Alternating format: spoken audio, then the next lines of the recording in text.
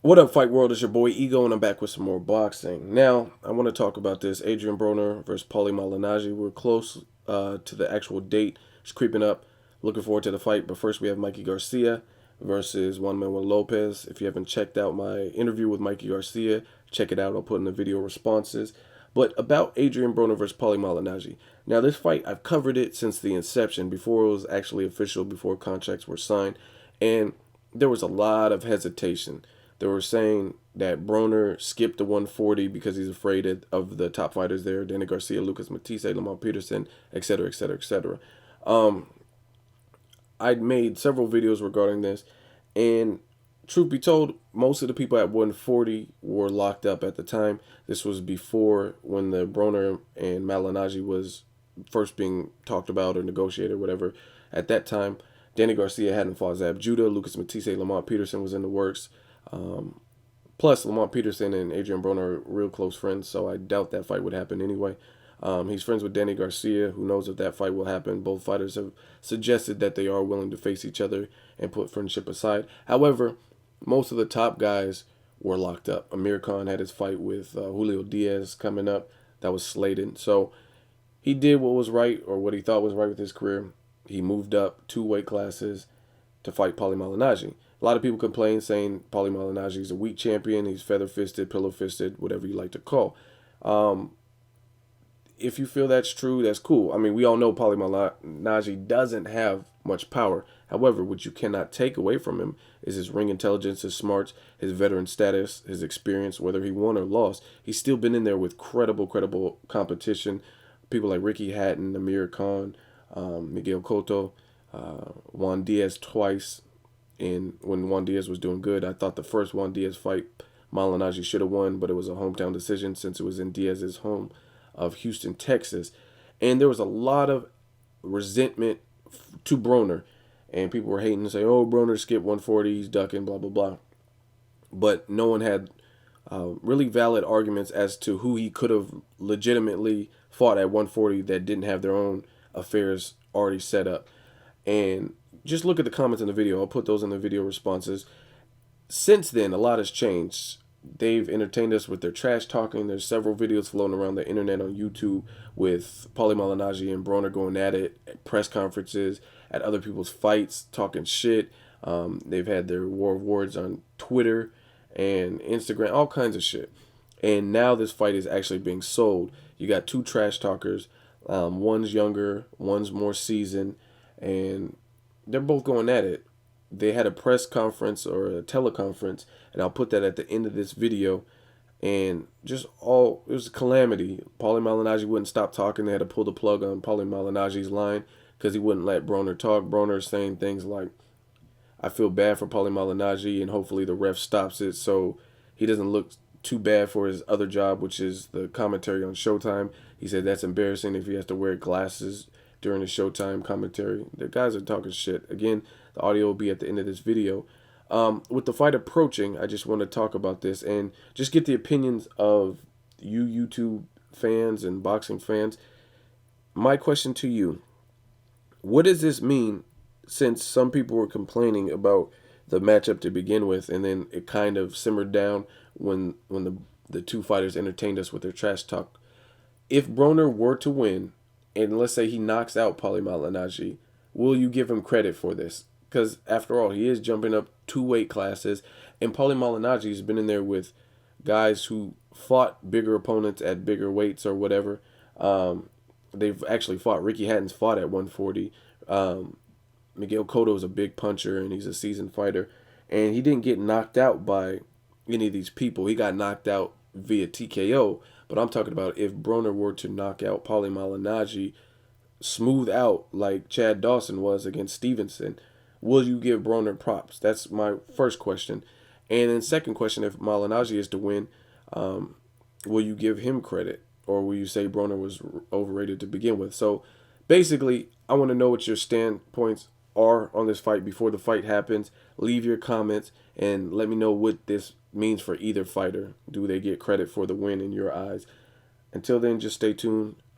Listen to the audio at the end of this video. And let me know who you think will win this fight. As always, hate, comment, or subscribe. Till next video, it's Ego signing off. You ready to get your ass kicked next week, bro? I'm gonna beat you like you stole something. I'm gonna beat you like you stole something. I'm gonna beat the shit out of you. I'm gonna beat the shit out of you so bad. I'm gonna beat the shit out of you so bad. Your father are gonna know whether to call me a face or your ass. I'm gonna beat the shit out of you so bad you're gonna recognize the difference. Alright. I'm gonna blast you. Guys, Paulie, let Adrian finish up, and you'll have your time. Yeah. I'm gonna have your turn. Hey, Paulie. I'm gonna snap the you. Come see me anytime you want. Don't play the gangster shit. You will get your ass kicked. You will get your ass kicked. I'm in the hill. I'm in the hill. I'm in the hill. You get turned in New York? Huh? Paulie, Adrian. What are you talking about? Yes, Paulie. What are you retarded? You said you were going to come see me, so come see me. All right. Where's that? Paulie. We're going to stop the call. Paulie, we're going to stop the call. Paulie. Let him finish his questions. We probably only have one. You guys told me to call in. I was told to call in. That's all I'm doing. I'm calling. That's all I'm doing. No, let him stay on the phone. Let him stay on the phone. Sit tight. Adrian, the question. Okay. Hold on, wait. Kelly, Dave, I'm trying to help him. Dave, chill. You gotta help me. How can you tell me you're retarded? You're retarded. You guys How can't can even you help me? I'm gonna help you when you're retarded. I'm gonna help you. You're mentally retarded. How are you gonna help me? How are you gonna help me, bro? I'm saying that's one question for you. You need my help. You're a retard. Paulie, no, I'm being serious. No, I'm being serious, but you're really retarded. But you make no sense. All right, Adrian, you asked me still so you could help him. You're not helping him. You're not helping me. You're not helping anyone. Let's just finish up Adrian's questions. Adrian, we're going to finish up your questions.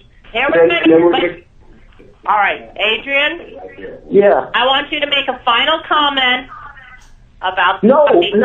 I'm serious. I swear I'm serious. I'm not yelling at Paulie. I don't got to do it. We fight next week. I'm not like yelling. But what I know, but I don't want him to yell back. I was back. trying to tell him. The meeting is on the phone. What was I trying to... Did he get off the phone? I really had to tell him something. This is from the heart. I don't know if he's on the phone or not. Paulie... Adrian, give him your message, which will be your closing statement. Go ahead. No, he needs to hear this. He's on the line. He's on the phone. He can hear you, but we're just going to give you your time, and then he's going to come back. Okay. What I had to say is, he needs to stop all the cussing and all the other stuff he's doing, because at the end of the day, he really has a 9 to 5, and I really want him to keep his job on Showtime, because after June 22nd, boxing is really not going to be his biggest job he has. The commentary job is going to be the biggest job for him after June 22nd. So he's a role model, really. He's a good commentator, and people like seeing him on Showtime talking. So getting on the phone with me and talking crazy like that, if Showtime hear that do him no good.